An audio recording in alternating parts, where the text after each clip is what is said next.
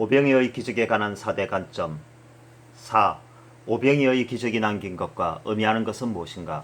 마가복음 6장 42절에서 44절 말씀. 오병이의 기적은 우리에게 무엇을 남기고 있으며 또한 그것이 의미하는 것은 무엇일까요?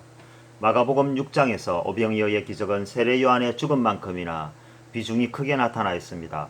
오병이의 기적은 마태복음과 누가복음에도 기록되어 있을 만큼 성도들에게 비추고자 하는 영향력은 매우 크다 할 수 있습니다. 오병이어는 단순히 육체적 의식주의 필요성을 채워주는 것이 아니었습니다.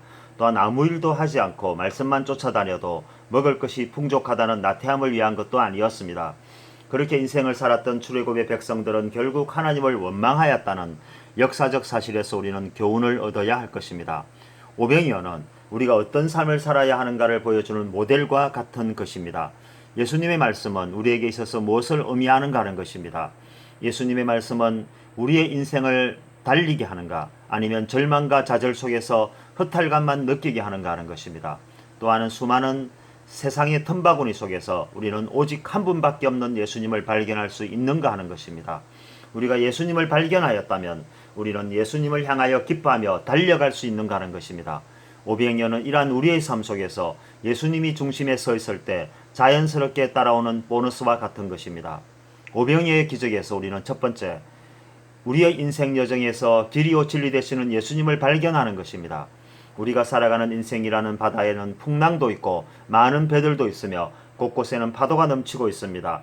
그 수많은 배들 가운데 예수님이 탄 배를 첫눈에 발견할 수 있는 영안을 가지고 있어야 한다는 것입니다.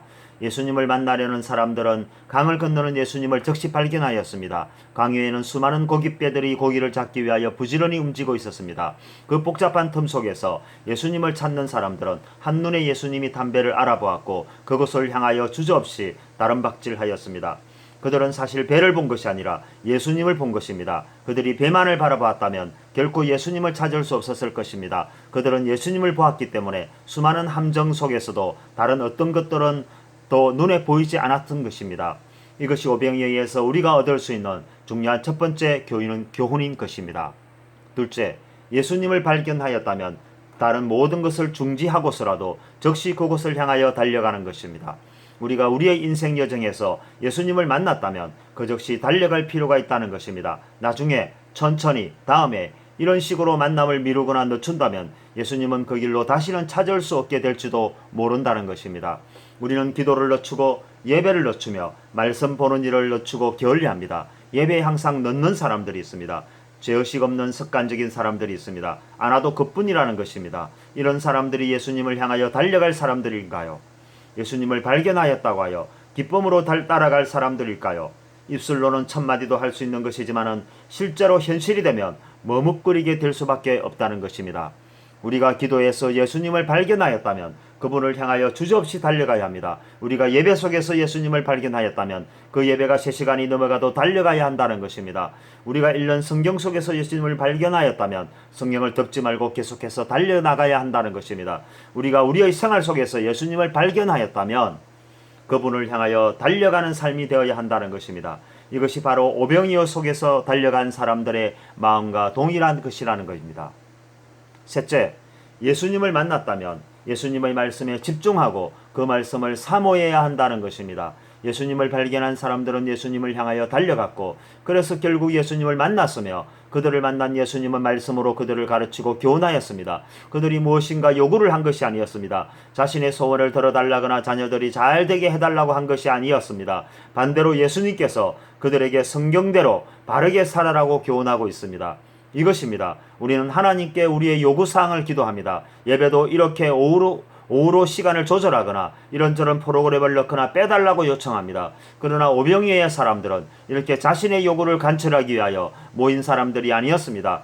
오직 예수님의 말씀을 듣고 말씀대로 살기를 원하는 사람들이었습니다. 그래서 그들은 그들의 생활마저 중단하고 말씀 속에서 살기 위한 은혜를 구하고 있는 사람들이었습니다. 우리도 오병이어의 사람들처럼 우리가 하나님께 무엇을 요구하는 것이 아니라 예수님의 말씀대로 살겠다고 다짐하는 새 사람으로 거듭나야 할 것입니다. 넷째, 예수님의 말씀대로 살아가는 사람들에게 임하는 예수님의 축복을 받는 것입니다. 오병이어의 사람들은 예수님께 말씀 외에 다른 것을 요구한 적이 없었습니다. 그럼에도 불구하고 그들은 예수님의 오병이어를 먹게 될 수 있는 은혜의 선물을 받게 되었습니다. 그들은 먼저 그의 나라와 그의 의를 구하였을 뿐이었는데 생활의 축복을 받게 된 것입니다. 이것이 오병이어에 나타난 예수님의 축복이었습니다. 그 축복의 결과는 무엇이었습니까? 12강줄이만큼 많은 넘치고도 풍족한 나눔이었습니다. 우리는 말씀보다 우선하여 축복을 원하고 있습니다. 또 다른 경우는 조건을 걸고 있습니다. 이렇게 하면 이런 축복을 달라는 것입니다. 무엇인가 끊임없이 요구한다는 것입니다. 태도가 바르지 않다는 것입니다.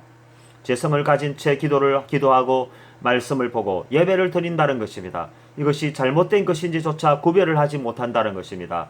이제 우리는 변해야 합니다. 오병이어의 사람들은 한두 명이 아니었습니다. 남자도 있고 여자도 있었으며 어린아이도 있었고 늙은이도 함께 있었습니다. 수만 명에 이르는 사람들이 한결같이 예수님께 열광하였습니다. 이와 같이 우리도 말씀에 변하고 말씀대로 살겠다는 다짐과 결의가 있어야 합니다. 오병이어는 성경에 기록되어 있습니다. 그리고 2000년이 지나는 동안 많은 사람들에 의해 읽혀졌고 지금도 유명한 설교 제목으로 사용되고 있습니다. 오병이어의 기적은 지금도 유효한 것이 되고 있습니다. 어쩌면 우리의 눈앞에서도 이러한 놀라운 광경을 경험하거나 목격할지도 모를 일입니다. 중요한 것은 그들은 제자들보다도 더 깊은 깨달음을 예수님께 보여주었습니다. 제자들은 이 일 후에 얼마 가지 않아 오병이어의 기적을 잊어버리고 물 위를 걸어오시는 예수님마저 유령으로 여길 만큼 영안이 흐려져 있었습니다. 마가복음 6장 47절에서 52절은 이와 같은 제자들의 믿음 없음을 목격하고 있습니다. 우리는 어떤 선택을 할 것인지 생각해 보아야 합니다. 여전히 예수님의 흔적을 이해하지 못하는 제자들처럼 그냥 아무 생각 없이 따라다니는 객이 될 것인지 아니면 예수님과 함께 동행하며 삶을 실천하는 용기 있는 다윗과 같은 인생을 선택할 것인지 기도하는 마음으로 고민해 보아야 할 것입니다.